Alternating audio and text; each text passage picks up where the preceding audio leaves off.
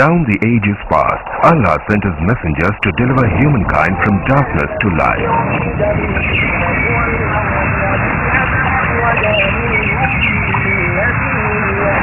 That's also the ongoing mission of Islamic Research Foundation, or IRF, spreading the truth of Allah's final message to mankind.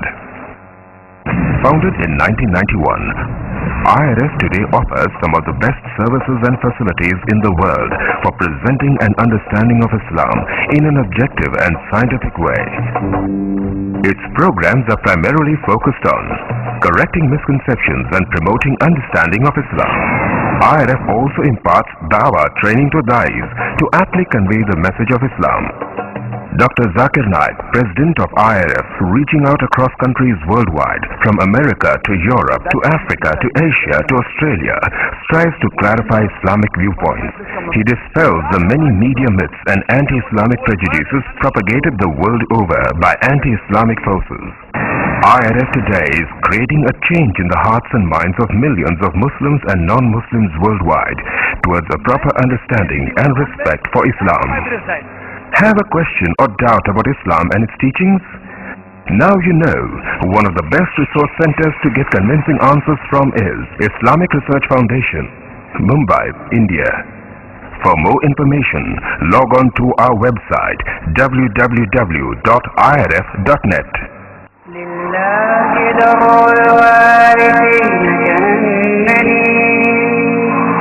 بأخفهم وتبرئ بمكاني خلقا يجهزني إلى دار البلاد متحريا لكرامتي بهواني متحريا لكرامتي بهواني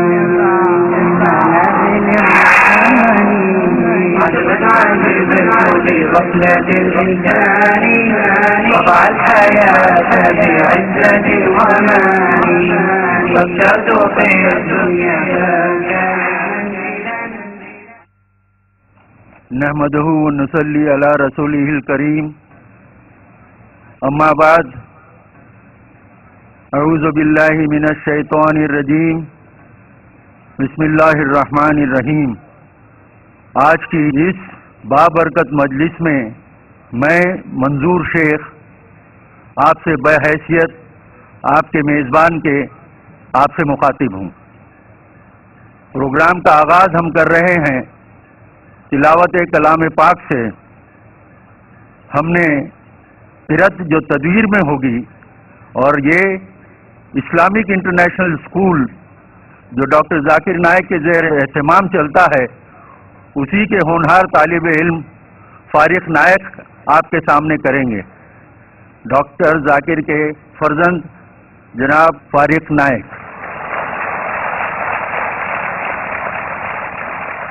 أيها الإخوة الأفاضل، السلام عليكم ورحمة الله وبركاته. اسمي فارق نائك، والآن أقدم أمامكم تلاوة القرآن الكريم وبرواية حفص عن عاصم الكوفي رحمهم الله من سورة الانفطار. أعوذ بالله من الشيطان الرجيم. بسم الله الرحمن الرحيم. إذا السماء انفطرت وإذا الكواكب انتثرت وإذا البحار فجرت وإذا القبور بعثرت علمت نفس ما قدمت وأخرت. يا أيها الإنسان ما غرك بربك الكريم الذي خلقك فسواك فعدلك في أي صورة ما شاء ركبك. كلا بل تكذبون بالدين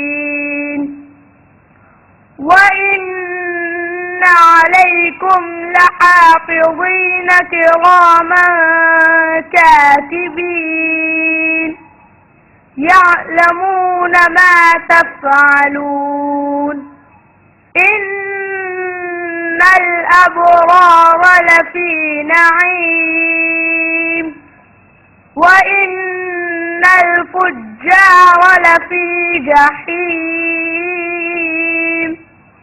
يصلونها يوم الدين وما هم عنها بغائبين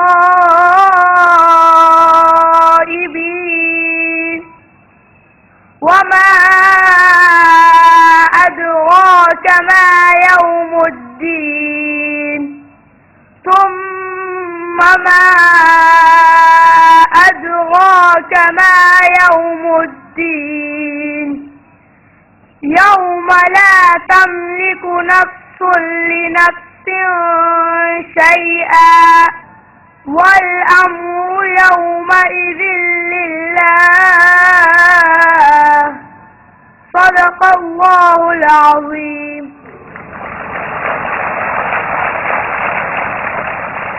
جزاک اللہ فارق نائک. اب عربی میں حدیث پیش کرنے کے لیے اور انگریزی میں اس کا ترجمہ بھی آپ کے سامنے پیش کرنے کے لیے آپ کے سامنے ذکرہ نائک آ رہی ہیں. وہ بھی ڈاکٹر ذاکر نائک کی بیٹی ہیں. أيها المستمعون الكرام السلام عليكم ورحمة الله وبركاته. اسمي ذكرى نائك والآن أقدم أمامكم حديث النبوي مع الترجمة. عن عبد الله بن مسعود رضي الله عنه قال قال رسول الله صلى الله عليه وسلم من مات يشرك بالله شيئا دخل النار. وقلت أنا من مات لا يشرك بالله شيئا دخل الجنة. متفق عليه. Abdullah ibn Mas'ud radiyallahu anhu narrated that the Prophet peace be upon him said that whoever dies without worshipping Allah will surely enter the hell. And I said, whoever dies with worshipping Allah will surely enter paradise. Muttafaqun alayh. اب آپ کے سامنے Islamic song انگریزی میں پیش کرنے کے لیے ڈاکٹر ذاکر نائک کی بیٹی ہی رشدہ نائک آپ کے سامنے آ رہی ہیں. السلام علیکم ورحمۃ اللہ وبرکاتہ.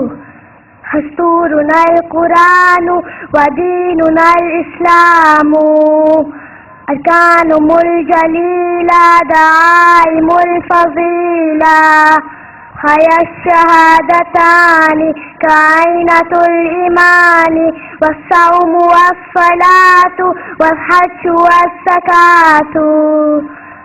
Our guide is the Quran, our religion is Islam. 5 noble pillars upholding what is virtuous. To make the testimony is the basis of faith, and the fast and the prayer, the pilgrimage and charity. Dasturuna al-Quranu wa deenuna al-Islamu arkanumul jalila da'imul fadila wa yashhadatani kainatul imani was-sawmu was-salatu wal-hajju was-zakatu. To make the testimony is the basis of faith, and the fast and the prayer, the pilgrimage and charity. جزاک اللہ بیٹی. اب ہم خطبہ استقبالیہ کے لیے شاہ حسین قادری صاحب کو زحمت دے رہے ہیں. نحمدہ ونصلی علی رسولہ الکریم. اما بعد.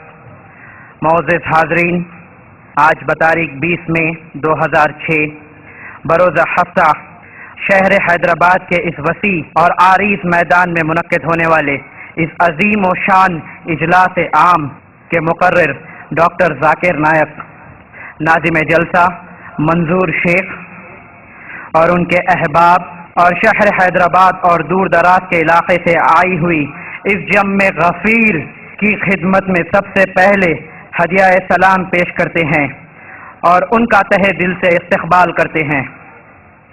یہ ایک لازوال حقیقت ہے کہ اسلام جو کہ ایک آفاقی اور عالمی مذہب ہے، اس کی بنیاد امن و سلامتی، انسانیت نوازی، ہمدردی و غم فرقی اور سکون و اطمینان پر ہے۔ اسلام کی پوری تاریخ اس بات کی گواہ ہے کہ اسلام انسانیت کے لیے رحمت ہے، نہ کہ زحمت، جو آج کے اس عظیم و شان اجلاس کا موضوع ہے۔ اس موقع پر ہم دنیا کے عظیم اسلامک اسکالر اور اس اجلاس کے مقرر ڈاکٹر ذاکر نائک صاحب کا ایک بار پھر پرجوش کے ساتھ استقبال کرتے ہیں۔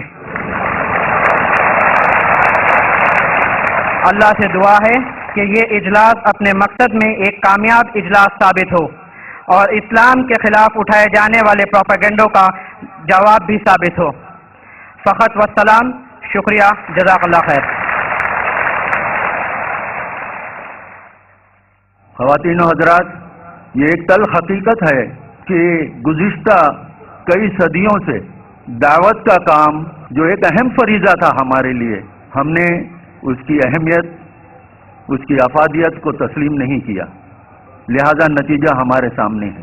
مگر چونکہ اللہ تعالیٰ کو یہ دین پسند ہے، قرآن میں اللہ تعالیٰ نے فرمایا ہے ان الدین عند اللہ الاسلام، لہذا وہ ایسے ایسے لوگوں کو اس یگ میں بھی آگے لاتا گیا جو اسلام اور اس کے دین کی خدمت کر سکیں۔ ایسا ہی ایک نوجوان آج سے تقریباً 15 برس پہلے MBBS کی میڈیکل تعلیم سے فارغ ہو کر ایک کامیاب ڈاکٹر بننے کے خواب دیکھ رہا ہے۔ والدین اس نوجوان کی طرف پرامید نظروں سے دیکھتے ہیں کہ ان کا ہونہار بیٹا ایک کامیاب ڈاکٹر ثابت ہوگا، مگر اللہ کو کچھ اور ہی منظور تھا۔ شیخ احمد دیدار صاحب کا دورہ بمبئی نے اس نوجوان کی زندگی کی کایا پلٹ دی، اور یہ نوجوان آج آپ کے سامنے اور کوئی نہیں، ڈاکٹر ذاکر نائک ہیں۔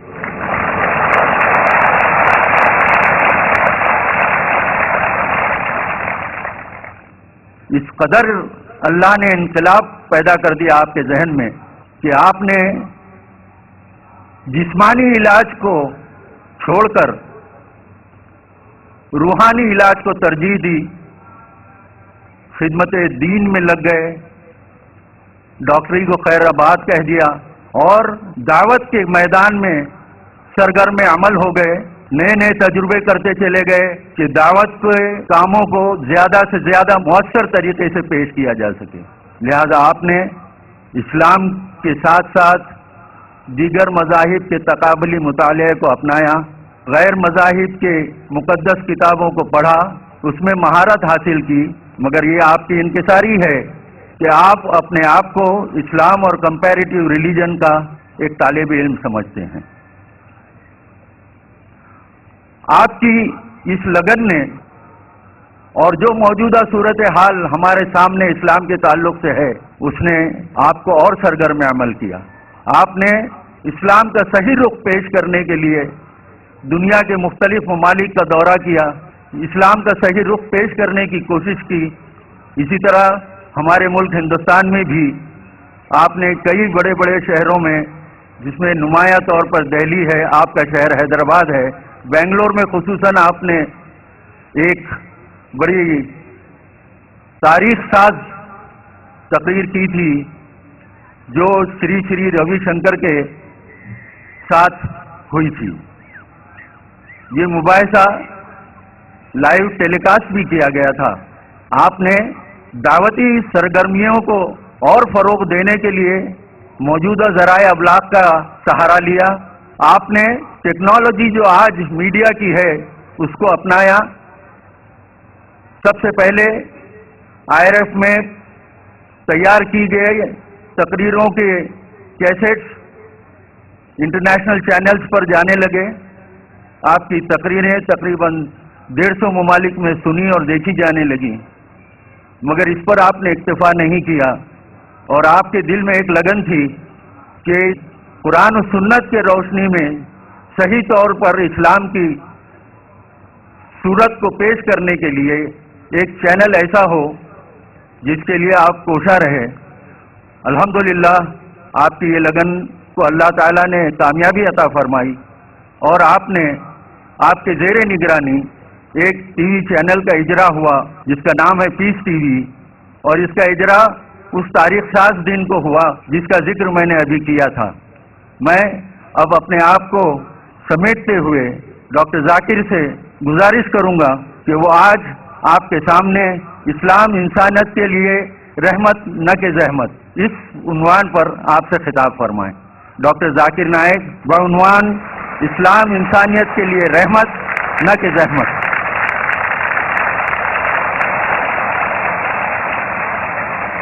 الحمدللہ والصلاة والسلام علی رسول اللہ وعلی آلہ وصحبہ اجمعین، اما بعد، اعوذ باللہ من الشیطان الرجیم، بسم اللہ الرحمن الرحیم. وقل جاء الحق وذاق الباطل ان الباطل کان زہوقا رب اشرح لی صدری ویسر لی امری واحلل عقدۃ من لسانی یفقہوا قولی. میرے محترم بزرگوں اور میرے عزیز بھائیوں اور بہنوں، میں آپ سب کا خیر مقدم کرتا ہوں اسلامک طریقے سے. السلام علیکم ورحمۃ اللہ وبرکاتہ. اللہ سبحانہ و تعالیٰ کی سلامتی، رحمت اور برکت آپ سب پر ہو. مجھے بے حد خوشی ہو رہی ہے کہ پھر سے ایک بار تقریباً 6 سال کے بعد میں پھر سے ایک بار حیدرآباد تقریر کے دورے کے سلسلے میں آیا ہوں. آپ جیسے جانتے ہیں کہ میں تقریر اکثر انگریزی میں کرتا ہوں. چند مواقع پہ جب آرگنائزرز اصرار کرتے ہیں میں کوشش کرتا ہوں میری کمزور اردو یا ہندی میں کچھ تقریر کروں. کیونکہ میری تعلیم صرف انگریزی زبان میں ہوئی ہے، اسی لیے ظاہر ہے کہ اس اردو تقریر میں کافی غلطیاں کروں گا. اسی لیے تقریر کے شروع میں آپ سب سے معذرت چاہتا ہوں ان غلطیوں کے لیے، اور امید کرتا ہوں کہ آپ ان غلطیوں کو نظر انداز کریں گے اور تقریر کے پیغام پر توجہ کریں گے. آج کی تقریر کا عنوان ہے اسلام انسانیت کے لیے رحمت نہ کہ زحمت. اسلام لفظ سلم یا سلام سے آتا ہے جس کے معنی ہے سلامتی، امن. اسلام آتا ہے لفظ سلم سے بھی جس کے معنی ہے اپنی رضا اللہ کے حوالے کرنا. مختصراً اسلام کے معنی ہے سلامتی یا امن حاصل کرنا اپنی رضا اللہ کے حوالے کرنے کے بعد. اسلام ایک ایسا مذہب ہے جو انسان کی دونوں ضروریات پوری کرتا ہے، جسمانی بھی اور روحانی بھی. اسلام کی سب سے اہم کتاب ہے قرآن مجید. یہ قرآن مجید اللہ سبحانہ و تعالی کی آخری کتاب ہے جو نازل کی گئی تھی آخری پیغمبر محمد صلی اللہ علیہ وسلم پر. اس قرآن میں انسانیت کے مسائل کا حل ہے. This Quran is the most positive book in the world. یہ سارے عالم میں سب سے بہترین کتاب ہے. It is a proclamation to humanity. یہ انسانیت کے لیے ایک پیغام ہے. It is a fountain of mercy and wisdom. رحمت اور حکمت کا سرچشمہ ہے. It is a warning to the heedless. غافلوں کے لیے تنبیہ ہے. It is a guide to the erring. بھٹکے ہوئے لوگوں کے لیے رہبر ہے. It is an assurance to those in doubt. شک کرنے والوں کے لیے اطمینان ہے. It is a solace to the suffering. پریشانی میں مبتلا ہوئے لوگوں کے لیے رحمت ہے. And it is a hope to those in despair. مایوس کے لیے ایک امید ہے. یہ اللہ سبحانہ و تعالیٰ کا آخری پیغام قرآن مجید ساری انسانیت کے مسائل کا حل ہے۔ اللہ سبحانہ و تعالیٰ فرماتے ہیں سورہ رعد میں، سورہ نمبر 13 آیت نمبر 38 میں، لِكُلِّ أَجْلٍ کتاب، اور ہر دور میں ہم نے ایک کتاب نازل کی۔ اللہ سبحانہ و تعالیٰ نے کئی کتابیں نازل کی، لیکن قرآن مجید اللہ سبحانہ و تعالیٰ کی آخری کتاب ہے جو نازل کی گئی تھی محمد صلی اللہ علیہ وسلم پر۔ جتنے بھی کتابیں، جتنے بھی وحی جو قرآن مجید سے پہلے آئے، وہ صرف ایک قوم کے لیے تھی، اور اس کا سارا پیغام مکمل طور پہ صرف ایک محدود وقت کے لیے تھا۔ لیکن کیونکہ قرآن مجید اللہ سبحانہ و تعالیٰ کی آخری کتاب ہے، آخری وحی ہے، اسی لیے وہ صرف مسلمانوں یا صرف عربوں کے لیے نازل نہیں کی گئی تھی، قرآن مجید ساری انسانیت کے لیے ہے۔ اور اللہ تعالیٰ فرماتے ہیں سورہ ابراہیم میں، سورہ نمبر 14 آیت نمبر 1 میں، الف لام را، ہم نے یہ کتاب نازل کی محمد صلی اللہ علیہ وسلم پہ تاکہ وہ انسانیت کو اندھیرے سے روشنی میں لے آئے۔ اللہ تعالیٰ یہ نہیں فرماتے کہ ہم نے کتاب محمد صلی اللہ علیہ وسلم پہ نازل کی تاکہ وہ مسلمانوں یا صرف عربوں کو اندھیرے سے روشنی میں لے آئے، لیکن اللہ تعالیٰ فرماتے ہیں کہ ہم نے ایک کتاب نازل کی محمد صلی اللہ علیہ وسلم پہ تاکہ وہ ساری انسانیت کو اندھیرے سے روشنی میں لے آئے۔ اللہ تعالیٰ فرماتے ہیں سورہ ابراہیم میں، سورہ نمبر 14 آیت نمبر 52 میں، یہ ایک پیغام ہے ساری انسانیت کے لیے، اور خبردار کر رہا ہے کہ خدا اللہ ایک ہے، اور سمجھداروں کے لیے یہ ہدایت ہے۔ اللہ تعالیٰ فرماتے ہیں سورہ بقرہ میں، سورہ نمبر 2 آیت نمبر 185 میں، رمضان وہ مہینہ ہے جس میں قرآن مجید نازل کیا گیا تھا فرقان کے لیے اور ساری انسانیت کے لیے ایک ہدایت ہے۔ اللہ تعالیٰ فرماتے ہیں سورہ الزمر میں، سورہ 39 آیت نمبر 41 میں، کہ ہم نے قرآن مجید نازل کیا محمد صلی اللہ علیہ وسلم پر تاکہ وہ ساری انسانیت کو ہدایت دے، صرف مسلمان یا صرف عربوں کو نہیں، لیکن ساری انسانیت کو۔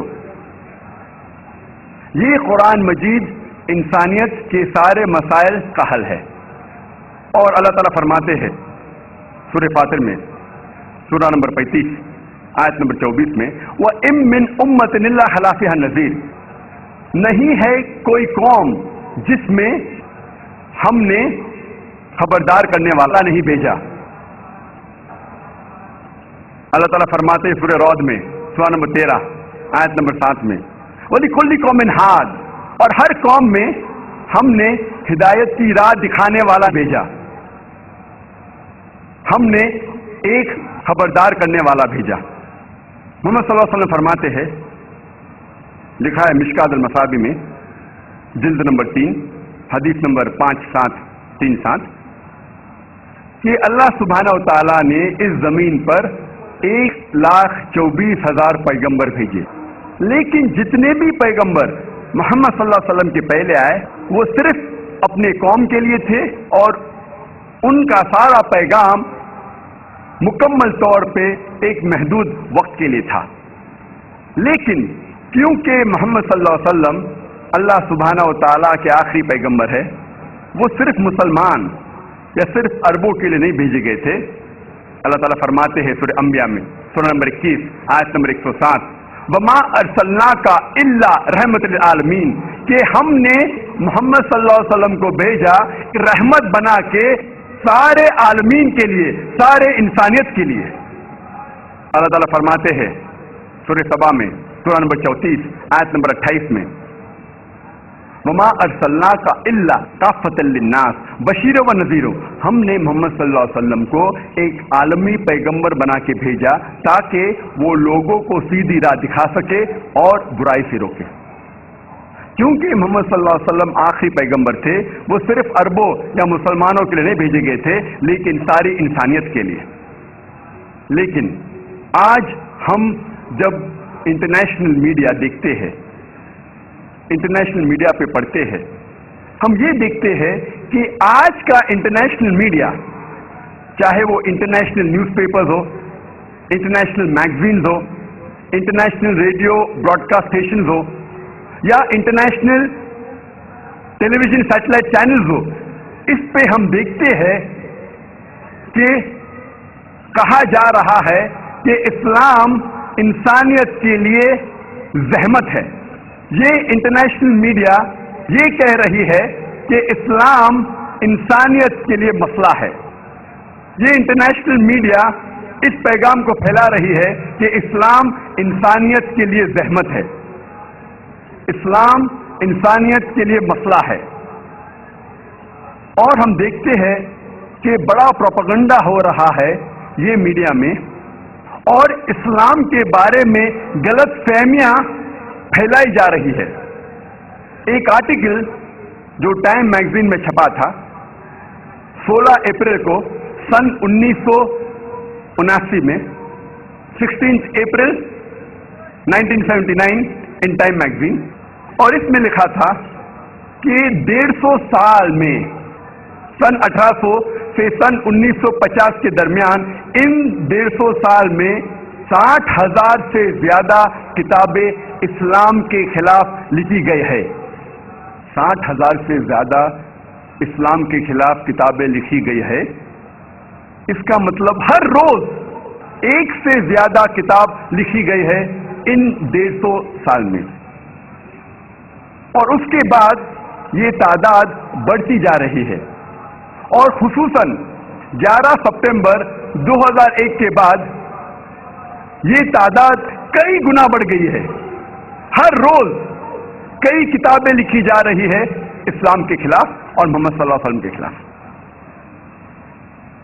اور میڈیا کئی اسٹریٹجیز استعمال کرتی ہے اسلام کو بدنام کرنے کے لیے۔ اکثر یہ media they pick up the black sheep of the community، جو لوگ نام کے مسلمان ہیں اپنی زندگی میں اسلام پر عمل نہیں کرتے، ان لوگوں کو میڈیا ہائی لائٹ کرتی ہے اور بتاتی ہے کہ یہ عام مسلمان ہیں۔ اکثر مسلمان اس طریقے کے ہوتے ہیں۔ they pick up the black sheep of the community and portray them like exemplary Muslim۔ اور ہر مذہب میں کئی لوگ ہیں، اور اسلام میں بھی کچھ لوگ ہیں جو اپنے مذہب پر عمل نہیں کرتے۔ میڈیا ان لوگوں کو ٹارگٹ کرتی ہے، اور میڈیا میں ہائی لائٹ کیا جاتا ہے کہ اکثر مسلمان ایسے ہوتے ہیں۔ اگر ایک نئی گاڑی مارکیٹ میں لانچ ہوتی ہے، مثال کے طور پہ مرسیڈیز 500 SEL، ایک نئی ماڈل مرسیڈیز کی لانچ ہوتی ہے، اور آپ جاننا چاہتے ہیں کہ یہ گاڑی کتنی اچھی ہے، اور اس گاڑی کے اسٹیئرنگ ویل کے پیچھے ایک ایسے شخص کو بٹھاتے ہیں جو گاڑی چلانا جانتا ہی نہیں، ڈرائیونگ جانتا ہی نہیں۔ وہ شخص گاڑی کو چلاتے سمے گاڑی کا ایکسیڈنٹ کر دیتا ہے، گاڑی کو ٹھوک دیتا ہے۔ میں یہ جاننا چاہتا ہوں آپ کس کو ذمہ دار ٹھہرائیں گے، کس کو قصوروار ٹھہرائیں گے، مرسیڈیز گاڑی کو یا ڈرائیور کو؟ بٹ نیچرل آپ ڈرائیور کو قصوروار ٹھہرائیں گے، ذمہ دار ٹھہرائیں گے۔ اگر آپ یہ دیکھنا چاہتے ہیں کہ گاڑی کتنی اچھی ہے، آپ کو اس کے اسپیسیفکیشن، اس گاڑی کے بارے میں تحقیق کرنا چاہیے۔ اس کا پک اپ کیا ہے، اس گاڑی کا ایوریج کیا ہے، اس کے گیئرز کتنے ہیں، اس کی سپیڈ کتنی ہے، اس کے سیفٹی میجرز کیا ہے۔ اسی طریقے سے اگر آپ کو اسلام کے بارے میں جاننا ہے تو آپ مسلمانوں کو مت دیکھیے، آپ اسلام کے کتابوں کی تحقیق کیجیے، اور اسلام کی بنیادی کتاب ہے قرآن مجید اور محمد صلی اللہ علیہ وسلم کی صحیح حدیث۔ اگر آپ اسلام کو جاننا چاہتے ہیں تو قرآن مجید کو پڑھیے اور محمد صلی اللہ علیہ وسلم کی صحیح حدیث کو پڑھیے، پھر آپ کو پتہ لگے گا اسلام کیسا مذہب ہے۔ اگر آپ گاڑی کو ٹیسٹ ڈرائیو کرنا چاہتے ہیں تو ایسے ایکسپیرینس ایکسپرٹ ڈرائیور को गाड़ी के स्टीयरिंग व्हील के पीछे बिठाइए जो ड्राइविंग जानता है। अगर आपको एक अच्छे मुसलमान को देखना है तो सबसे बेहतरीन एग्जाम्पल, सबसे बेहतरीन मिसाल है मोहम्मद सल्लल्लाहु अलैहि वसल्लम।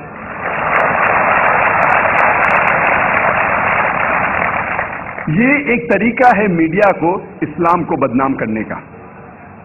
दूसरा तरीका जो मीडिया इस्तेमाल करती है वो है कुरान मजीद के कई आयतों का हवाला देती है और उसे आउट ऑफ कॉन्टेक्स्ट कोट करती है, पसे मंजर के खिलाफ कोट करती है।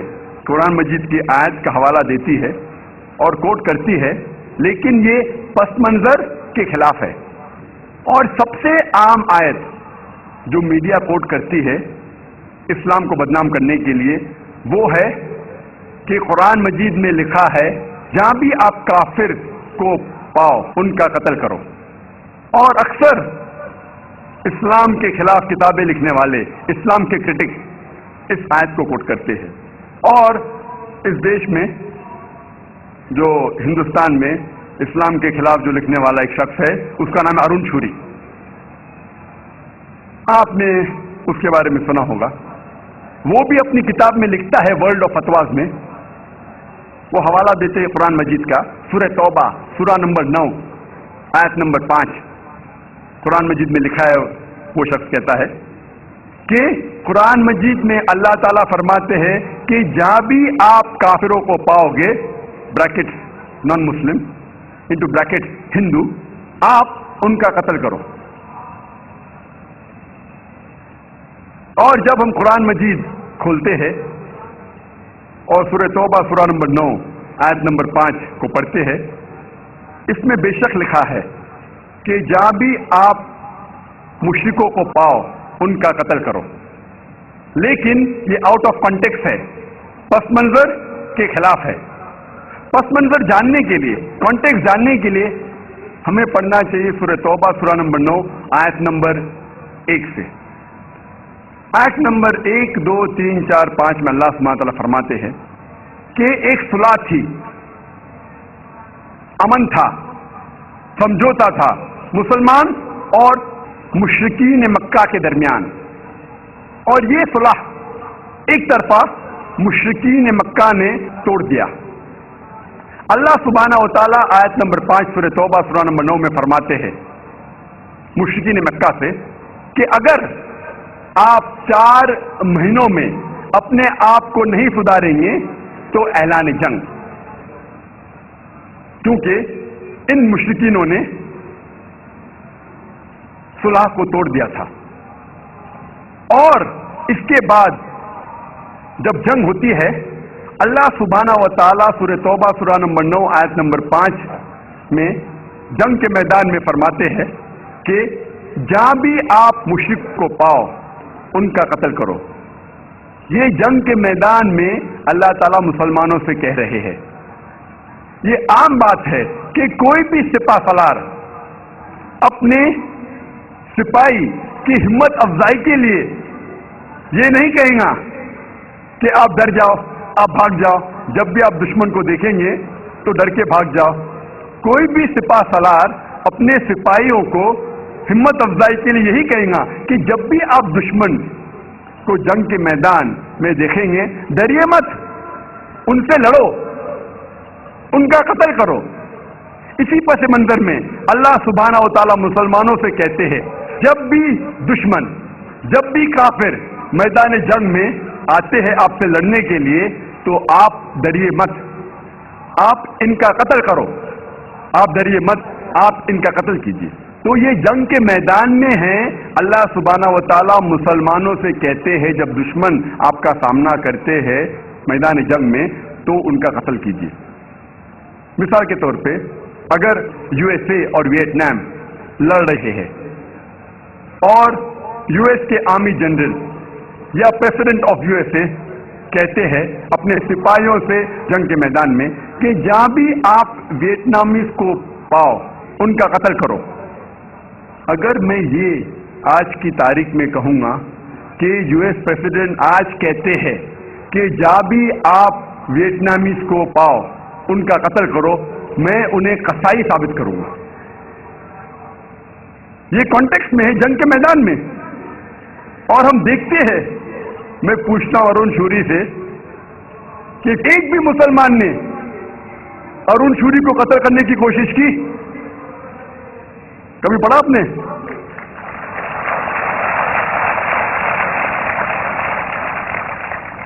اگر یہ سچ ہوتا تھا تو کیا ارون شوری زندہ بچتا تھا ہندوستان میں؟ اسی سے ثابت ہوتا ہے, قرآن مجید میں کہیں نہیں لکھا ہے, اللہ تعالیٰ کبھی بھی نہیں کہتے کہ جا بھی آپ کافر کو پاؤ ان کا قتل کرو. یہ جنگ کے میدان میں ہے, جب آپ سے لڑنے آ رہے ہیں تو آپ ڈریے مت, ان کا قتل کیجیے. اور ارون شوری اپنی کتاب میں سورہ توبہ سورہ نمبر 9 آیت نمبر 5 سے جم کرتا ہے آیت نمبر 7 پر. کوئی بھی عام آدمی یہ سمجھ جائے گا کہ آیت نمبر 6 میں اس کے بیماری کا حل ہے, ارون شوری کی بیماری کا حل ہے. آیت نمبر 6 میں اللہ سبحانہ و تعالیٰ فرماتے ہیں کہ اگر دشمن, اگر مشرک آپ سے صلح چاہتے ہیں, امن چاہتے ہیں, تو صرف انہیں چھوڑ مت دیجیے, لیکن ان کو حفاظت کے ساتھ ایک محفوظ جگہ لے جا کر چھوڑیے. آج کے تاریخ میں سب سے رحم دل سپاہ سالار یہ کہیں گا اپنے سپاہیوں سے, اگر دشمن امن چاہتا ہے تو اسے چھوڑ دو.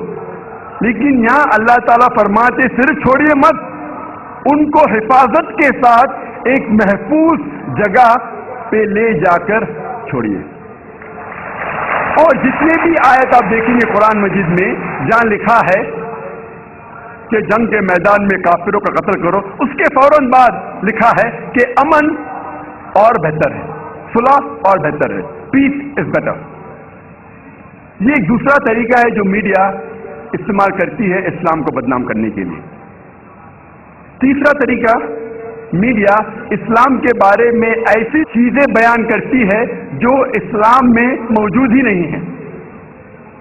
These things are alien to Islam. اور کئی بار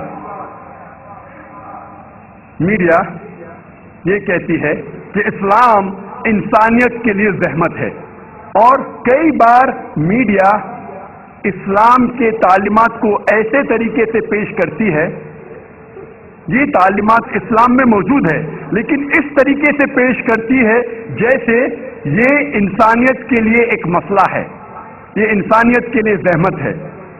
اور اگر ہم ان تعلیمات کو سمجھیں گے تو ہمیں پتہ لگتا ہے کہ یہ تعلیمات حالانکہ رحمت ہے, زحمت نہیں.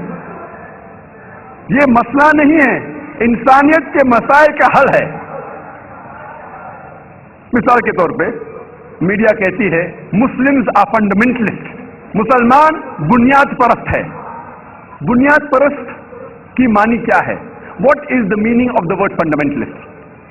بنیاد پرست وہ شخص ہے جو بنیادی باتوں پر عمل کرتا ہے. اور اگر ایک انسان کو اچھا میتھمیٹیشین بننا ہے تو اس کے لیے فرض ہے کہ وہ میتھمیٹکس کے بنیادی باتوں کو جانے اور اس پر عمل کرے. جب تک وہ میتھمیٹکس کے میدان میں, میتھمیٹکس کے شعبے میں بنیاد پرست نہیں ہے, تب تک وہ اچھا میتھمیٹیشین بن ہی نہیں سکتا. اگر کوئی شخص کو اچھا سائنٹسٹ بننا ہے, اس کے لیے ضروری ہے کہ وہ سائنس کے میدان کی بنیادی باتوں کو جانے اور اس پر عمل کرے. جب تک وہ سائنس کے میدان میں بنیاد پرست نہیں بنتا ہے, تب تک وہ اچھا سائنٹسٹ بن ہی نہیں سکتا. ہم سب بنیاد پرست کو ایک ہی لاٹھی سے نہیں ہانک سکتے. We cannot paint all fundamentalist with the same brush. ہمیں تحقیق کرنا چاہیے کہ وہ کس میدان میں بنیاد پرست ہے, کس شعبے میں بنیاد پرست ہے.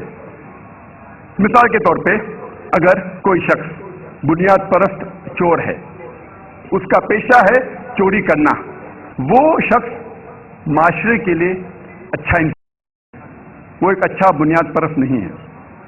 دوسرے اور ایک بنیاد پرست ڈاکٹر ہے جس کا پیشہ ہے ہزاروں انسانوں کی جان بچانا. یہ شخص معاشرے کے لیے اچھا انسان ہے, یہ اچھا بنیاد پرست ہے. اسی لیے کوئی بھی بنیاد پرست کو لیبل دینے کے پہلے, لقب دینے کے پہلے ہمیں تحقیق کرنا چاہیے کس میدان میں وہ بنیاد پرست ہے. میں ایک بنیاد پرست مسلم ہوں. I am a fundamentalist Muslim and I am proud to be a fundamentalist Muslim. میں ایک بنیاد پرست مسلمان ہوں اور مجھے فخر ہے کہ میں بنیاد پرست مسلمان ہوں, کیونکہ میں اسلام کی بنیادی تعلیمات کو جانتا ہوں اور کوشش کرتا ہوں ان پر عمل کرنے کی. اور میں جانتا ہوں کہ اسلام میں ایک بھی چیز ایسی نہیں کہی گئی ہے جو انسانیت کے خلاف ہے. عام طور پہ اگر آپ تحقیق کریں گے اسلام میں ایک بھی آیت نہیں ہے, اسلام میں ایک بھی تعلیم ایسی نہیں ہے جو عموماً طور پر انسانیت کے خلاف ہے. کچھ تعلیمات غیر مسلمان سمجھیں گے کہ یہ انسانیت کے خلاف ہے کیونکہ شاید وہ پس منظر کو نہیں جانتے, کانٹیکسٹ کو نہیں جانتے, اس تعلیم کی وجہ کو نہیں جانتے. لیکن جب ہم ان کو صحیح تعلیم دیتے ہیں اور اس کی وجہ بتاتے ہیں تو ایک بھی انسان ساری دنیا میں ایک بھی اسلامی تعلیم کو نہیں بتا سکتا جو انسانیت کے خلاف ہے. یہ میرا چیلنج ہے, یہ میرا دعویٰ ہے.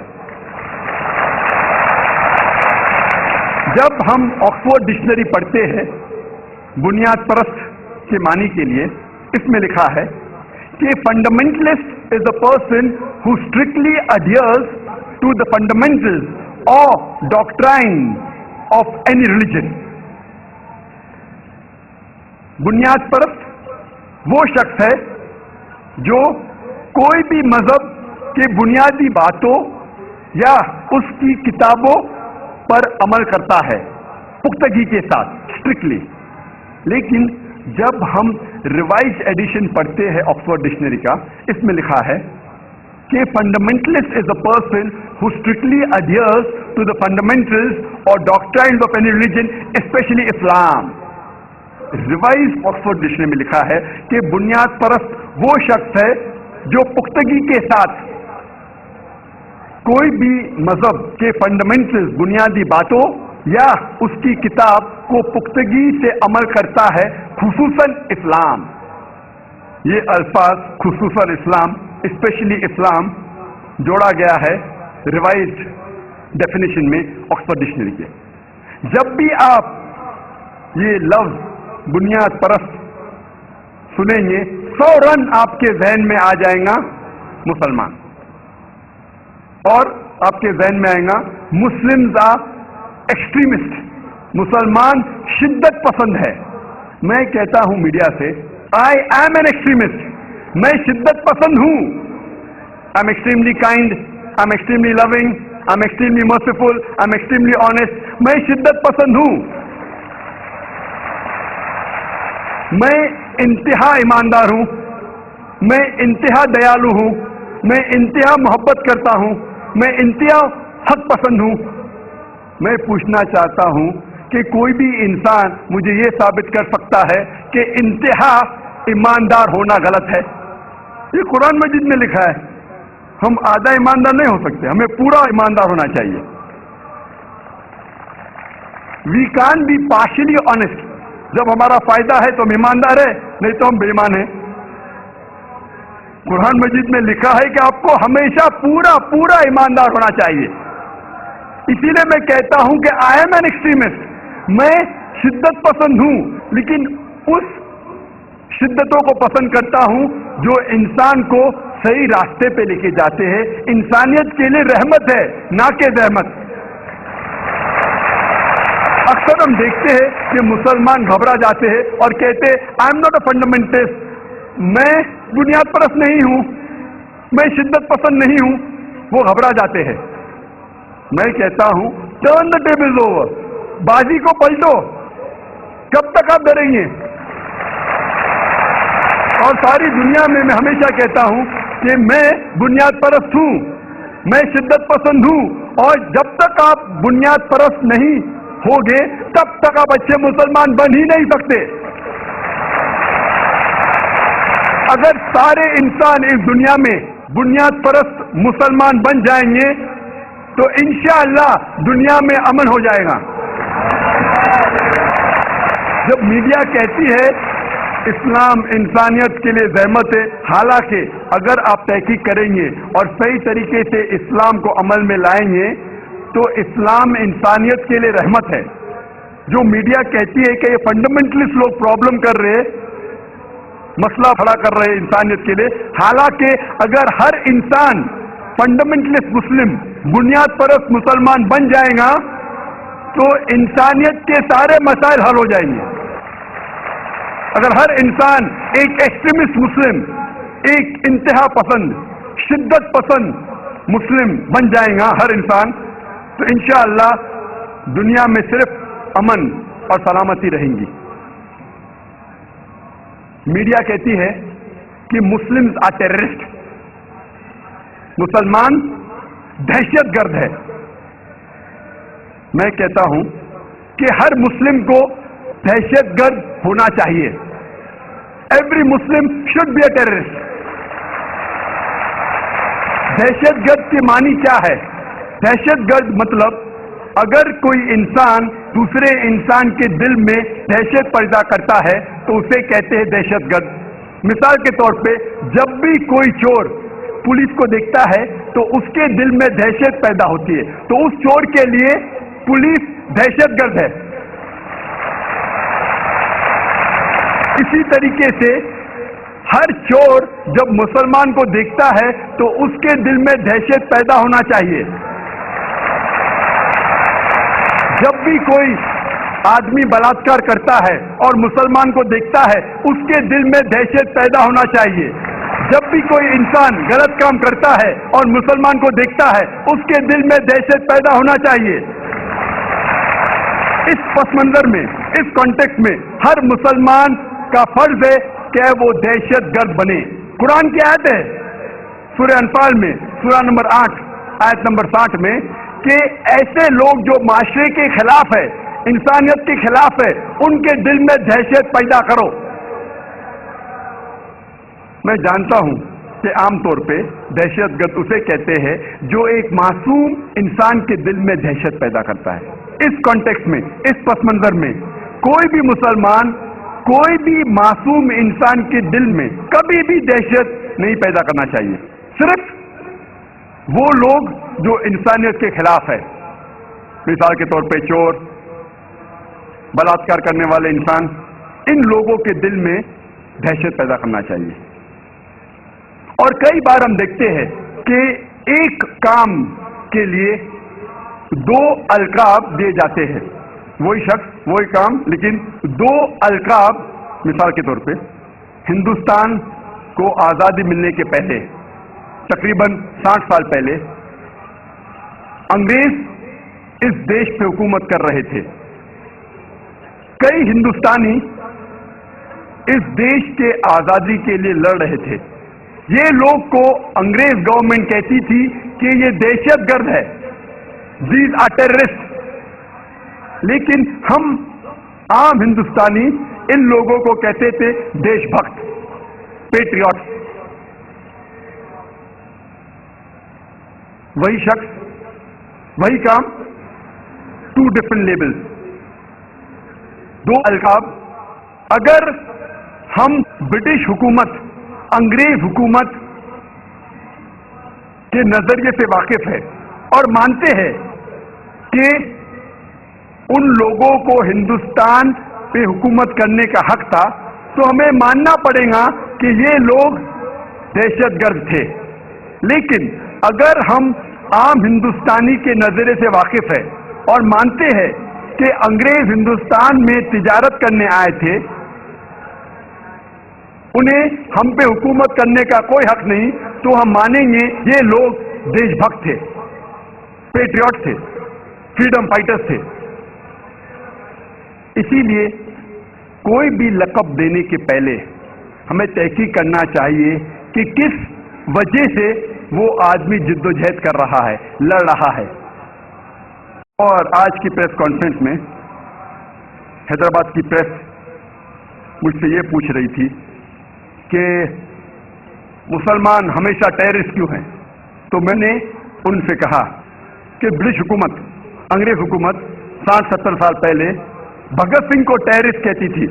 تو اس نے کہا کہتی تھی، آپ اس کو مانتے؟ اس نے کہا نہیں، میں نہیں مانتا ہوں. تو میں نے کہا میں بھی نہیں مانتا ہوں کہ بھگت سنگھ ٹیررسٹ تھا، میں بھی نہیں مانتا ہوں کہ بھگت سنگھ دہشت گرد تھا. تو میں نے اس سے پوچھا اس ٹائم جب انگریز کہتے تھے کہ بھگت سنگھ ٹیررسٹ ہے، آپ ان کی باتوں کو نہیں مانے، آج جب وہ کہتے ہیں کہ مسلمان ٹیررسٹ ہے، آج آپ کیوں ان کی بات کو مانتے؟ تو وہ رپورٹر ہنسنے لگا. تو میں نے کہا کیونکہ آپ ہندوستان کے بارے میں جانتے ہیں، آپ مسلمان کے بارے میں نہیں جانتے. آپ یہ نہیں جانتے کہ جو western media, American press, British press مسلمان کو ٹیررسٹ کہہ رہی ہے، آپ ان کے بارے میں ان کے پس منظر، ان کے کانٹیکسٹ کو نہیں جانتے، ان کے حالات کو نہیں جانتے. اور آپ ایسی مثال عالمی ہسٹری میں کئی بار دیکھیں گے. مثال کے طور پہ 19ویں صدی میں، ان دا 19th century 1875 میں امریکن ریولوشن تھا. انگریز لوگ امریکہ پر حکومت کر رہے تھے. کئی امریکن اپنی دیش کی آزادی کے لیے لڑ رہے تھے، اور برٹش حکومت ان لوگوں کو ٹیررسٹ کہتی تھی. اور سب سے نمبر 1 ٹیررسٹ برٹش حکومت کے لیے اس وقت تھا جارج واشنگٹن. یہی نمبر 1 ٹیررسٹ جو انگریز حکومت کہتی تھی، چند سال بعد وہ بن جاتا ہے USA کا پریزیڈنٹ. آپ سوچ سکتے ہیں، نمبر 1 ٹیررسٹ USA کا پریزیڈنٹ بن جاتا ہے. اور یہ رول ماڈل ہے، گاڈ فادر ہے. باقی سب پریزیڈنٹ جتنے بھی آتے ہیں وہ اسے رول ماڈل سمجھتے ہیں، انکلوڈنگ جارج بش.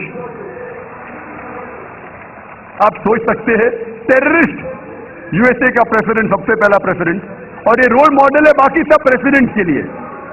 ایسی مثال آپ کئی پیش کر سکتے ہیں. اور جو لوگ انگریز جب امریکن کو ٹیررسٹ کہتی تھی چند سال پہلے، آج ان کے سب سے پیارے دوست ہیں. یعنی انگریز حکومت ٹیررسٹ سے دوستی رکھتی ہے. ایسے کئی مثال آپ دیکھیں گے. ہم جانتے ہیں کہ پہلے گورے لوگ ساؤتھ افریقہ پر حکومت کرتے تھے. اسے کہتے تھے وائٹ اپارتھائڈ گورنمنٹ، گورے کی حکومت.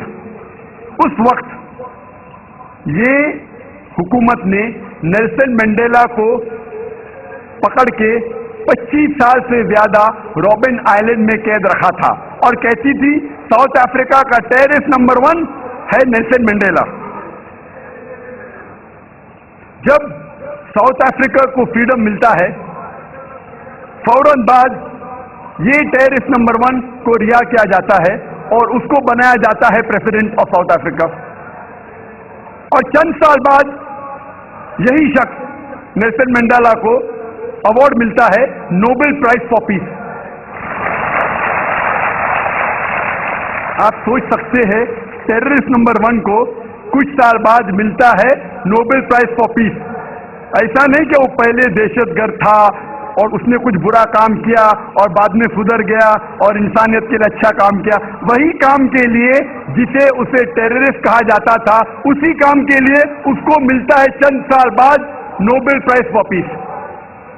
یہ سارا میڈیا کا کھیل ہے. Media can make day into night, black into white, hero into a villain, villain into a hero.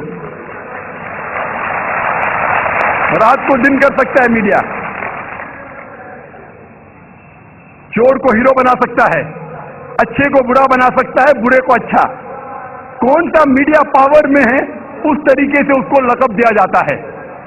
تو اسی لیے جو بھی آپ لقب کسی سے سنتے ہیں اسے مان مت لو، تحقیق کرو کس وجہ سے وہ شخص، وہ انسان جدوجہد کر رہا ہے، کس وجہ سے وہ انسان لڑ رہا ہے. تو میری درخواست ہے سارے انسانوں سے، سارے غیر مسلمانوں سے، کہ کم از کم آپ بلائنڈلی آنکھ بند کر کے جو بھی آپ کو سننے میں آتا ہے اسے مان مت لو۔ قرآن مجید میں لکھا ہے سورہ حجرات میں سورہ نمبر 49 آیت نمبر 6 میں، جب بھی کوئی چیز آپ کے پاس آتی ہے، کوئی بھی کچھ کہتا ہے، اس کی تحقیق کرو دوسرے کو پہنچانے کے پہلے۔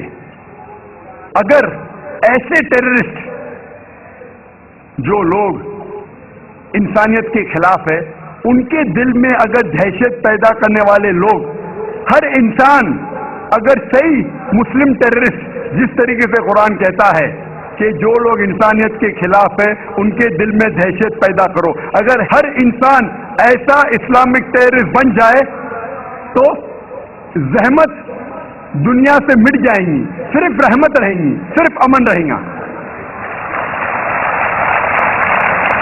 میڈیا کہتی ہے کہ اسلام از این انٹالرنٹ ریلیجن، اسلام ایک متعصب مذہب ہے، متعصب، انٹالرنٹ، برداشت کرنے کی قوت نہیں ہے۔ اس مذہب کو جو مانتے ہیں وہ برداشت کرنے کی ان لوگوں میں قوت نہیں، انٹالرنٹ، متعصب لوگ ہیں۔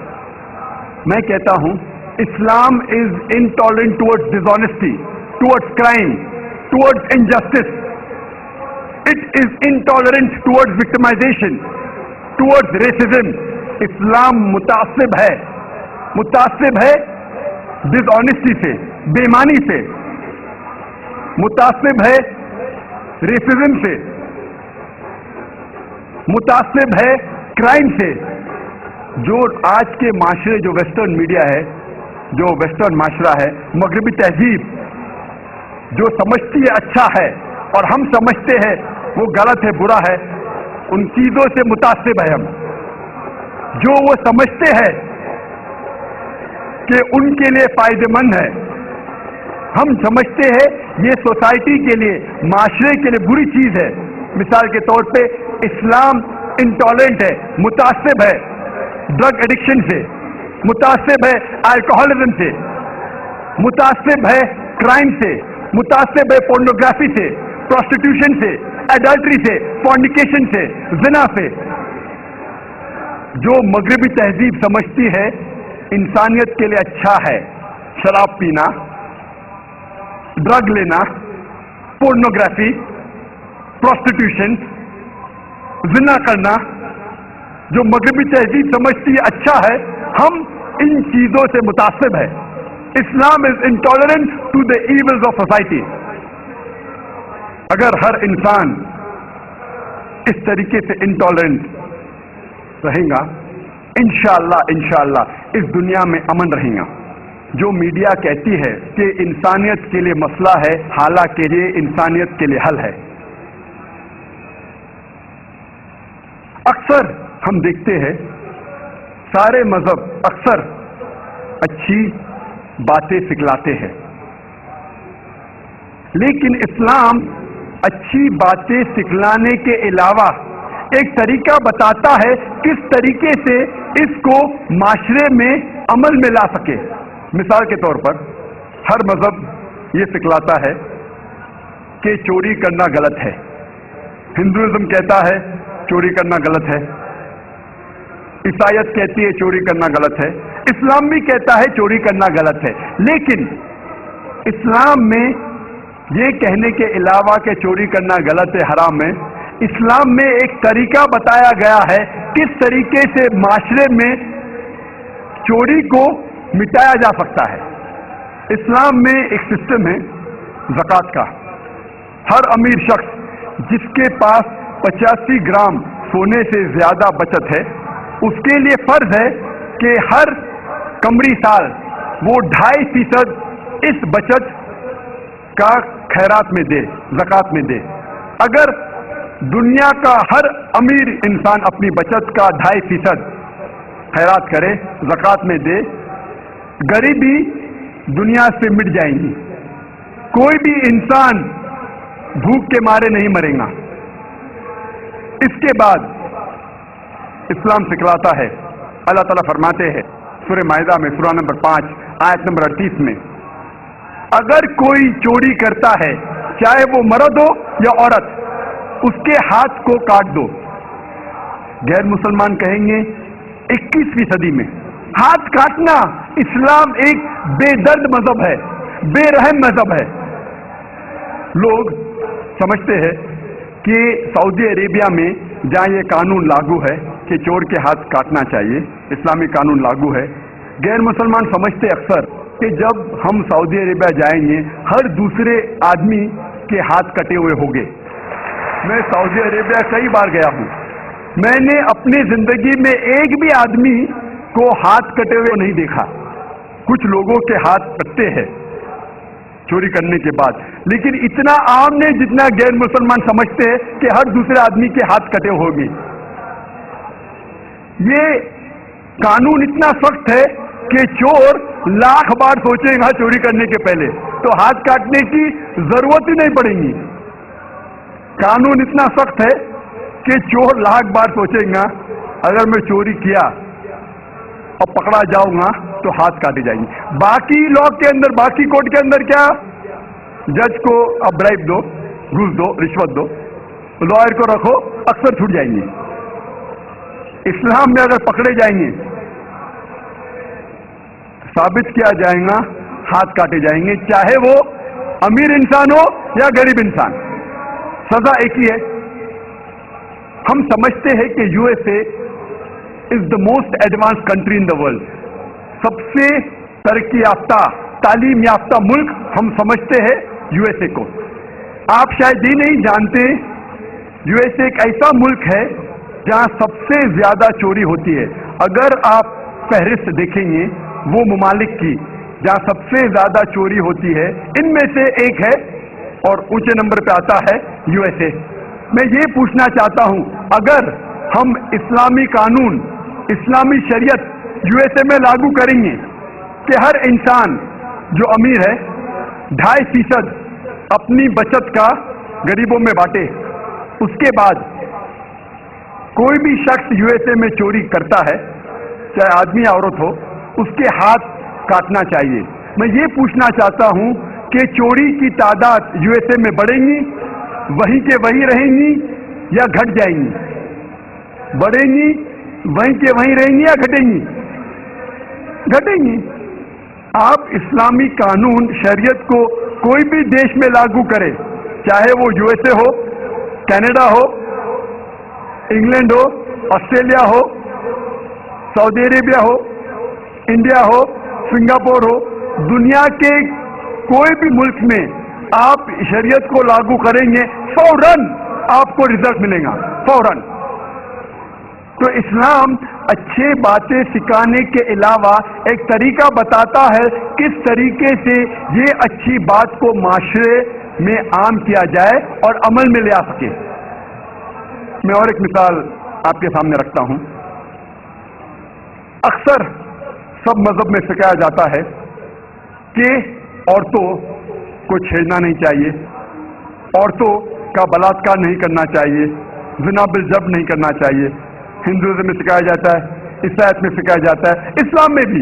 लेकिन इस्लाम में इसके अलावा सिर्फ ये नहीं कहा जाता है कि औरतों को छेड़ो मत, उनका बलात्कार, ज़िना बिल जब्र मत करो, लेकिन ये भी दिखलाया जाता है किस तरीके से माशरे में ऐसा माहौल पैदा किया जाए कि कोई भी शख्स कोई भी औरत को नहीं छेड़ेगा।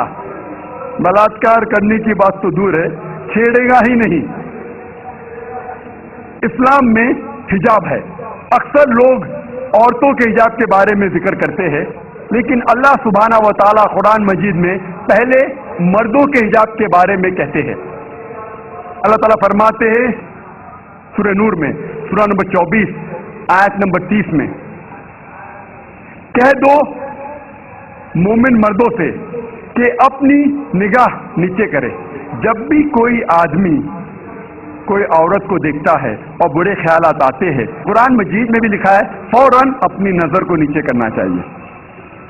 इसके बाद अल्लाह ताला फरमाते हैं औरतों के हिजाब के बारे में, सूरह नूर सूरह नंबर 24 आयत नंबर 31 में अल्लाह ताला फरमाते हैं, कह दो مومنات سے، مومن عورتوں سے کہ اپنی نظر نیچے کرے اور اپنے چادر کو سینے پہ ڈھکے اور اپنی زینت کی نمائش نہ کرے، صرف جو عام طور پہ ظاہر ہے اس کے علاوہ اپنی زینت کو چھپائے۔ صرف محرم کے سامنے اجازت ہے، ان کے شوہر، لڑکے، والد وغیرہ۔ اسلام میں جب ہم قرآن اور صحیح حدیث پڑھتے ہیں، حجاب کے 6 نکات ہیں۔ سب سے پہلے نقطہ ہے سطر، مرد کے لیے ناف سے لے کے گھٹنے تک ایکسٹینٹ، عورتوں کے لیے سارا جسم چھپا ہونا چاہیے، صرف چہرہ اور ہاتھ کلائی تک کھلا رہ سکتا ہے۔ باقی 5 نکات مرد اور عورت میں یکساں ہے۔ دوسرا نقطہ، کپڑے اتنے مہین نہیں ہونا چاہیے، اتنے پتلے نہیں ہونا چاہیے جس کے تھرو آپ دیکھ سکیں۔ تیسرا نقطہ، کپڑے اتنے چست نہیں ہونا چاہیے کہ انسان کا ڈھانچہ دکھے۔ چوتھا نقطہ، کپڑے اتنے بھڑکیلے نہیں ہونا چاہیے کہ دوسرا جنس اس سے متاثر ہو جائے، اٹریکٹ اپوزٹ سیکس۔ پانچواں نقطہ، کپڑے دوسرے جنس کے نہیں پہننا چاہیے۔ اور چھٹا نقطہ، دوسرے مذہب کی نشانی والے کپڑے مت پہنیے۔ یہ 6 نکات ہے۔ اس کے بعد اللہ تعالیٰ فرماتے ہیں سورہ احزاب میں، سورہ نمبر 33 آیت نمبر 59 میں، اے نبی کہہ دو اپنے بیویوں سے، اپنے بیٹیوں سے اور مومنات سے، مومن عورتوں سے، جب بھی وہ باہر جائے تو جلباب اوڑھے، اپنی چادر کو اپنے جسم پہ اوڑھ لے تاکہ لوگ انہیں پہچان سکے اور کوئی بھی انہیں نہیں چھیڑے۔ قرآن میں حجاب کیوں کیا جاتا ہے لکھا ہے تاکہ لوگ انہیں پہچان سکے اور کوئی بھی شخص انہیں نہیں چھیڑے۔ مثال کے طور پہ اگر 2 جڑواں بہن جو بہت خوبصورت ہے، یکساں خوبصورت ہے، اگر حیدرآباد کے سڑک پہ چل رہی ہے، دونوں بہن حیدرآباد کے سڑک پہ چل رہی ہے، دونوں خوبصورت ہے، یکساں خوبصورت ہے، جڑواں بہن ہے، ایک بہن پہنی ہوئی ہے اسلامک لباس، اسلامی لباس، سارا جسم ڈھکا ہوا ہے، صرف چہرہ اور ہاتھ کلائی تک کھلے ہیں۔ دوسری بہن مغربی لباس پہنی ہوئی ہے، منی اسکرٹس اور شارٹس، اور دونوں بہن چل رہے ہیں حیدرآباد کی سڑک پر۔ کونے پہ ایک لفنگا کھڑا ہے لڑکی کو چھیڑنے کے لیے۔ میں پوچھنا چاہتا ہوں وہ کس کو چھیڑے گا؟ وہ بہن جو اسلامی لباس میں ہے یا وہ بہن جو مغربی لباس میں ہے، منی اسکرٹس اور شارٹس؟ کس کو چھیڑے گا؟ کس کو چھیڑیں گا؟ وہ بہن جو مغربی لباس پہنی ہوئی ہے، منی اسکرٹس اور شارٹس۔ قرآن میں اللہ تعالیٰ صحیح فرماتے ہیں کہ حجاب کرو تاکہ لوگ آپ کو پہچان سکے اور کوئی بھی آپ کو نہیں چھیڑے۔ اور اس کے بعد اسلام کی شریعت یہ کہتی ہے اگر کوئی شخص کسی عورت کا بلاತ್ಕಾರ کرتا ہے اس کے لیے ہے سزائے موت۔ غیر مسلمان کہیں گے سزائے موت 21ویں صدی میں؟ کتنا بے درد مذہب ہے اسلام، کتنا بے رحم مذہب ہے اسلام۔ لیکن جب میں یہ سوال غیر مسلمانوں سے پوچھتا ہوں اور ہزاروں غیر مسلمانوں سے پوچھا ہوں کہ مثال کے طور پہ اگر اللہ نہ کرے، خدا نہ کرے، کوئی آپ کی ماں کا بلاತ್ಕಾರ کرتا ہے اور وہ بلاತ್ಕಾರ کرنے والے کو میں آپ کے سامنے لے آتا ہوں اور آپ کو جج بناتا ہوں، آپ کیا سزا دیں گے اسے؟ 100% غیر مسلمانوں نے کہا کہ میں اسے سزائے موت دوں گا۔ کچھ غیر مسلمانوں نے کہا میں اسے تڑپا تڑپا کے ماروں گا۔ تو کون آپ کی والدہ کا بلاತ್ಕಾರ کرتا ہے، زنا بالجبر کرتا ہے، آپ کہتے ہیں کہ سزائے موت؟ کسی اور کے والدہ کا بلاತ್ಕಾರ کوئی کرتا ہے، آپ کہتے ہیں سزائے موت؟ غلط ہے۔ وائی دی ڈبل اسٹینڈرڈ؟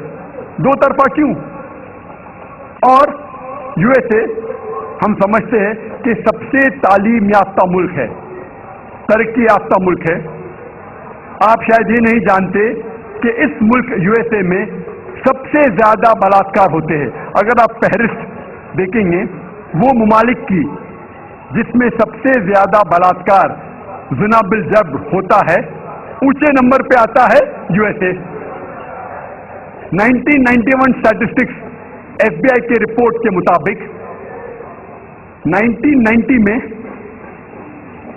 ہر سال، اس پورے سال میں ایوریج ہر روز 1756 بلاत्کار ہوئے USA میں. 1990 میں FBI اسٹیٹسٹکس کے مطابق ہر روز USA میں 1756 بلاत्کار ہوئے. 1996 اسٹیٹسٹکس کے مطابق US ڈپارٹمنٹ آف جسٹس کے مطابق ہر روز 1996 میں 2713 بلاत्کار ہوئے، زنا بالجبر ہوئے. 1990 میں 1756، 1996 میں 2713. ہو سکتا ہے 6 سال میں امریکن اور نڈر ہو گئے، اس لیے تعداد بڑھ گئی. 1996 اسٹیٹسٹکس کے مطابق ہر 32 سیکنڈ میں ایک بلاत्کار ہوا USA میں، ہر 32 سیکنڈ. ہم یہاں تقریباً 2 سے 3 گھنٹے ہے ادھر، اس 2 گھنٹے میں 200 سے زیادہ بلاत्کار USA میں ہو چکے ہوں گے.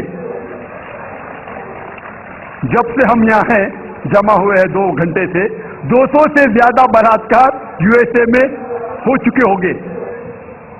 میں آپ سے پوچھنا چاہتا ہوں، اگر ہم اسلامک شریعت، اسلامی قانون USA میں لاگو کرتے ہیں، کوئی بھی آدمی کوئی عورت کو دیکھتا ہے اور غلط خیالات آتے ہیں، اسے نظر نیچے کرنی چاہیے.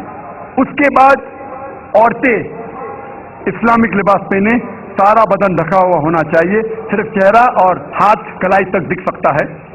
اس کے بعد اگر کوئی آدمی عورت کا بلاत्کار کرتا ہے، زنا بالجبر کرتا ہے، اس کے لیے سزائے موت. میں یہ پوچھنا چاہتا ہوں کہ بلاत्کار کی تعداد USA میں بڑھیں گی، وہیں کے وہی رہیں گی یا گھٹیں گی؟ گھٹیں گی. اٹس اے پریکٹیکل لا.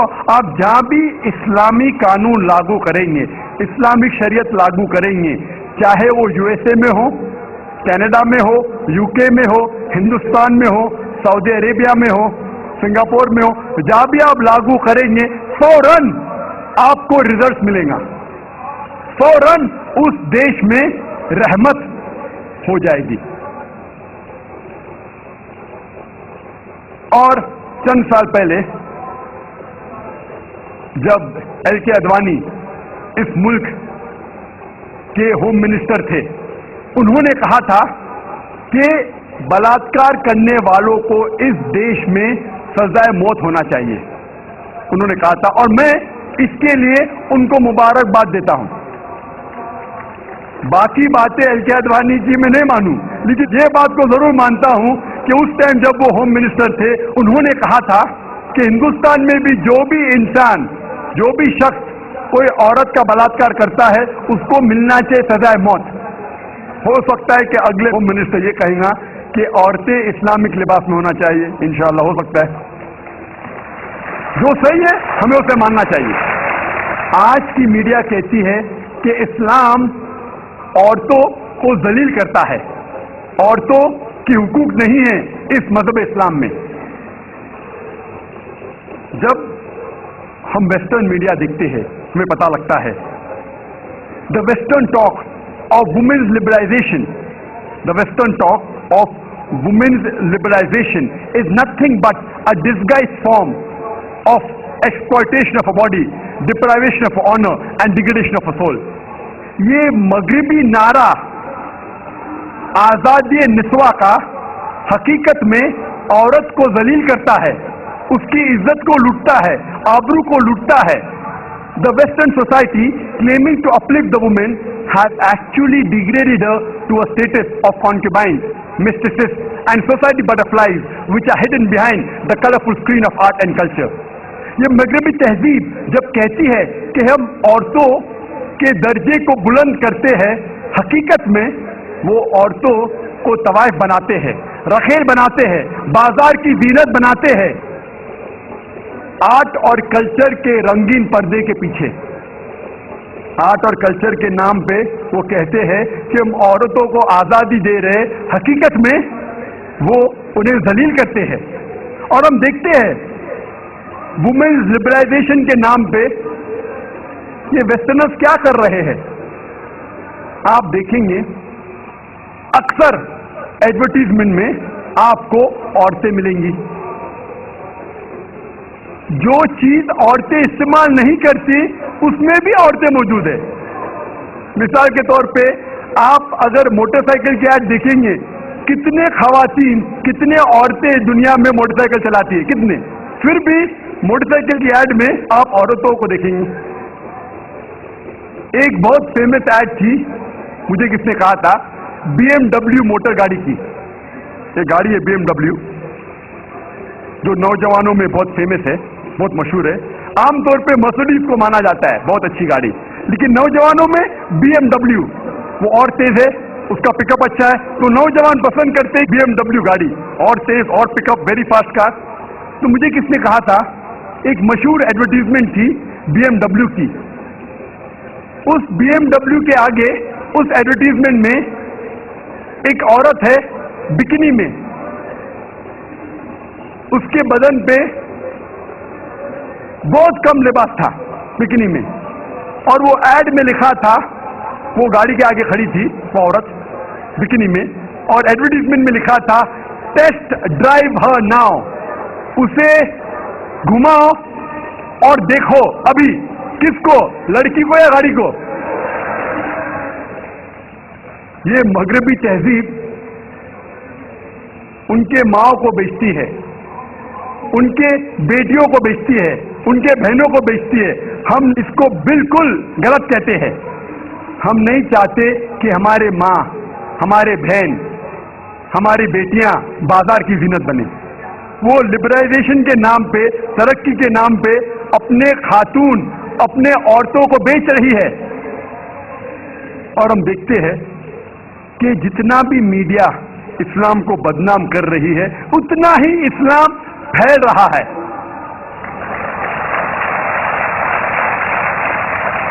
آج سب سے زیادہ پھیلنے والا مذہب ساری دنیا میں نمبر 1 اسلام.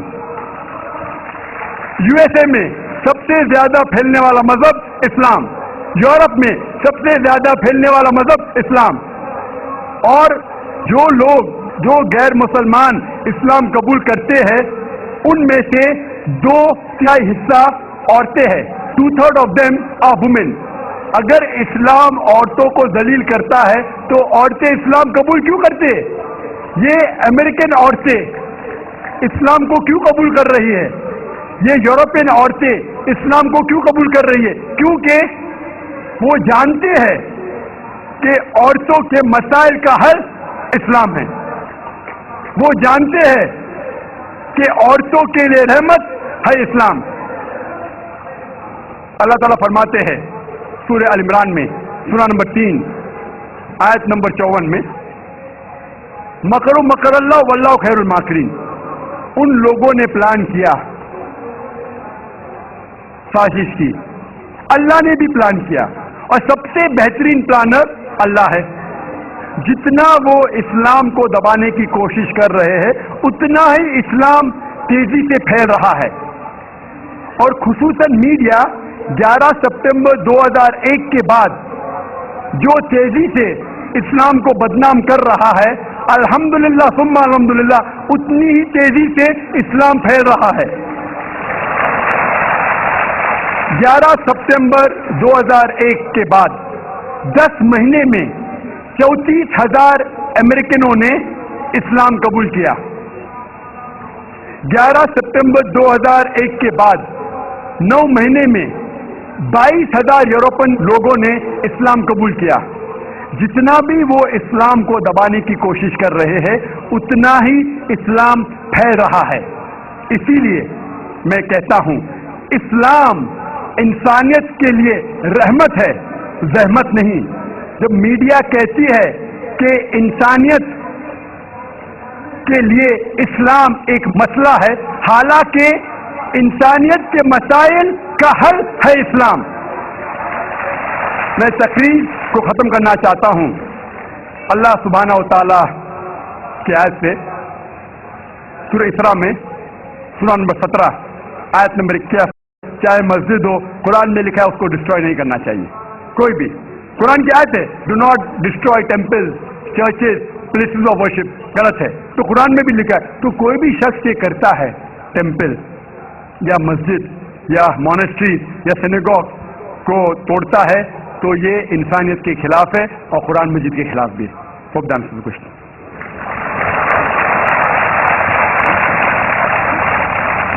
اگلا سوال ہمارے یہاں سے کریں گے بھائی. میرا نام سرینیواس ہے. دین کی بات کو سمجھنے کے لیے دل کی ضرورت ہے یا دماغ کی؟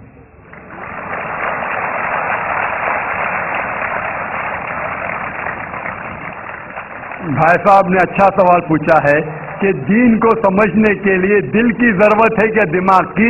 دونوں کی ضرورت ہے، دل کی بھی اور دماغ کی بھی.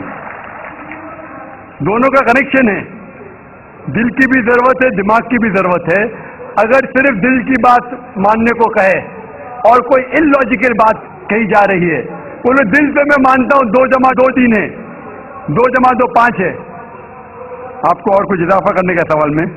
جی ہاں بولیے. میں آپ کا پروگرام سنتا ہوں. ربی اسرح لی صدری ویسر لی امری واحلل عقدۃ من لسانی یفقہوا قولی. تو سینٹر کیا ہے؟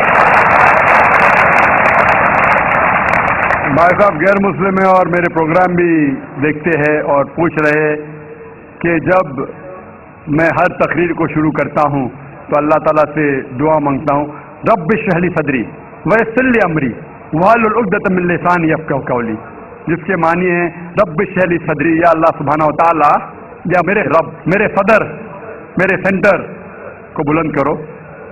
رب اشرح لی صدری ویسر لی امری، اور میرے کام کو آسان کرو. اور جو بیریئر ہے رب اشرح لی صدری ویسر لی امری واحلل عقدۃ من لسانی یفقہوا قولی، اور جو بیریئر ہے، جو بیچ میں رکاوٹ ہے میرے اور آڈینس کے بیچ میں، اس کو ختم کرو تاکہ لوگ مجھے سمجھ سکے. یہ جو صدر کا لفظ ہے، اس کے اندر صدر کا لفظ ہوتا ہے، ایک معنی ہے سینہ، بریسٹ، ایکسپینڈ بائی بریسٹ. صدر کے معنی سینٹر بھی ہے. تو آپ نے جو سوال پوچھا تھا کہ کام دل سے لینا چاہیے یا دماغ سے، تو یہ 2 معنی ہیں. صدر میں ہے دل، چیسٹ کے اندر دل، اور یہ سینٹر میں ہے دماغ. تو میں اللہ تعالیٰ کو دونوں کو بلند کرنے کے لیے کہہ رہا ہوں، میرے دل کو بھی اور میرے دماغ کو بھی. Even my centre, my intelligence as well as my heart. اور کئی جگہ آپ دیکھتے ہیں جب لینگویج ڈیولپ ہوتی ہے، اللہ تعالیٰ فرماتے ہیں قرآن مجید میں سورہ بقرہ میں سورہ نمبر 2 آیت نمبر 7 اور 8 میں ختم اللہ قلوبہم، کہ اللہ سبحانہ و تعالیٰ نے قلب، ہارٹ پہ مہر لگائی ہے.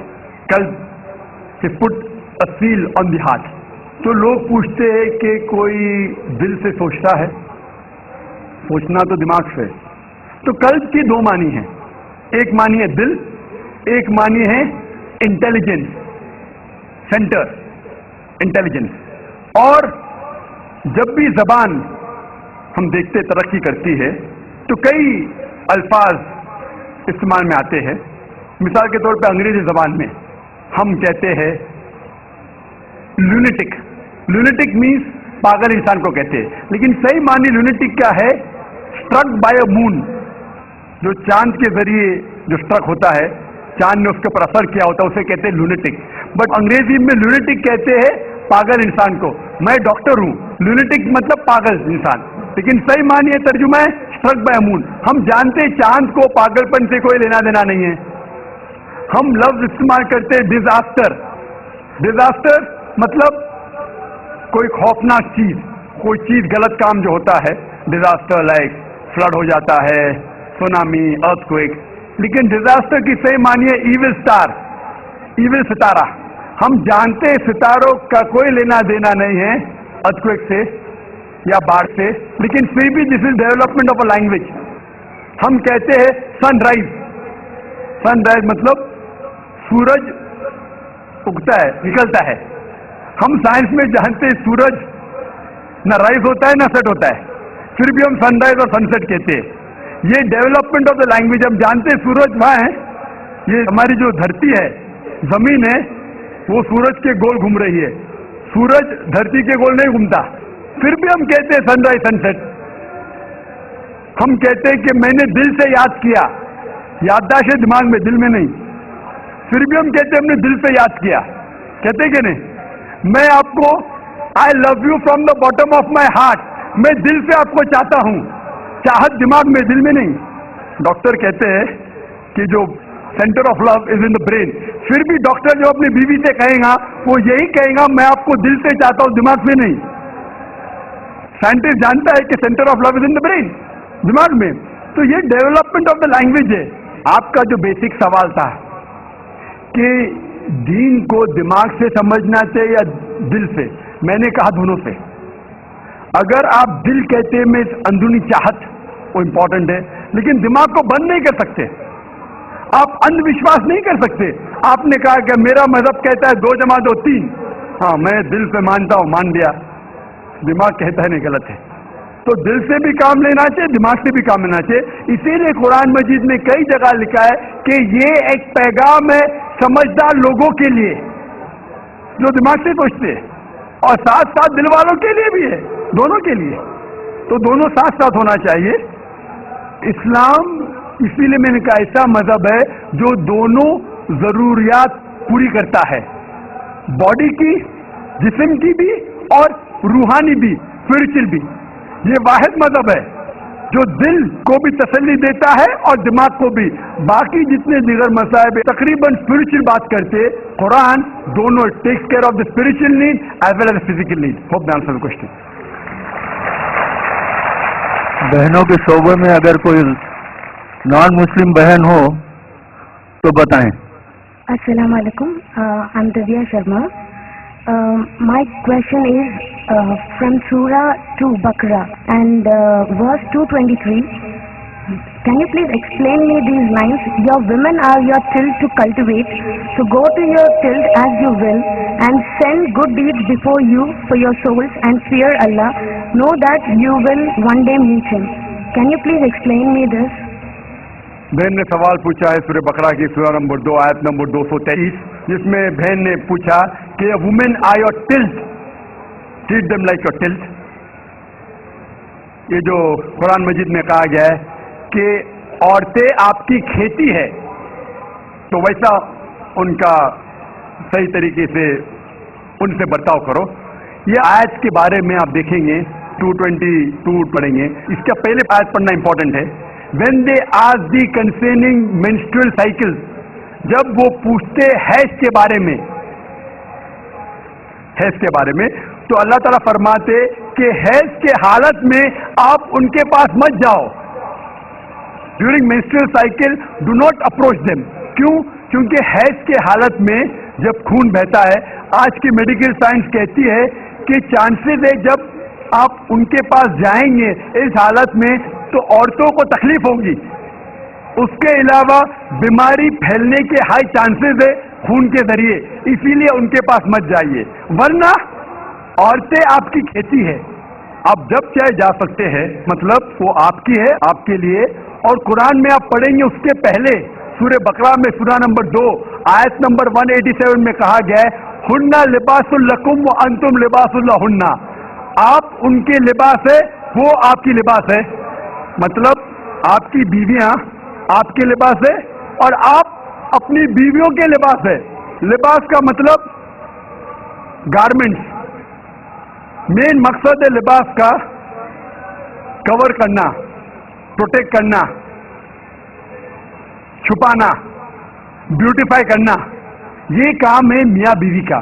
تو یہ آیت میں جو کہا گیا ہے menstrual cycle don't approach them and they are your tilth, treat them as you can. اور اس کے اور کئی معنی ہیں جو medically we can prove. a land, جب ہل چلاتے ہیں تو ہل چلانے کے لیے آپ کو پتا ہے کہ بیل کے پیچھے ایک سخت چیز ہوتی ہے, لکڑی. اس طریقے سے آپ there are various different meaning that be careful. جو زمین رہتی ہے it is very soft, the soil is soft. سنبھال کے آپ ٹریٹ کیجئے, سنبھال کے ان کے پاس اپروچ کیجئے. تو کئی معنی ہیں, کئی تفسیر ہے, تاکہ آپ عورتوں کو خیال رکھیں اور ان کے ساتھ अच्छे तौर तरीके से पेश आइए. Hope the answer question. सवाल इस माइक से किया जाए. आप गैर मुस्लिम हैं, नाम बताएं अपना. Hello. Assalamu alaikum, Dr. Zakir Saab. Well, I have got my friend with me. He is a non-Muslim friend who cannot speak in Hindi, but he can understand very well. So, on behalf of him, can I ask a question? Hindi में पूछने बोलिए Okay, उनसे. okay. तो उनका ये सवाल है, मैं उनको समझाया कि he is a very cooperative person, being a Christian.